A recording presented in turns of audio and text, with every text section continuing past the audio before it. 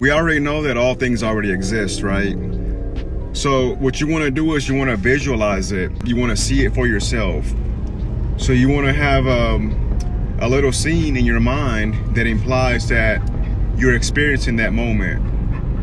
So if you want to experience traveling to Hawaii, you need to go in your mind and see yourself, visualize yourself being in Hawaii, maybe looking at the mountains, all the beautiful trees, the ocean, the beautiful people. So you have to visualize yourself having those things and what it will feel like to have those.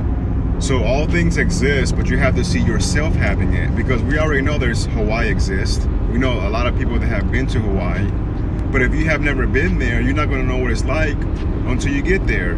So you want to get there inside of your mind.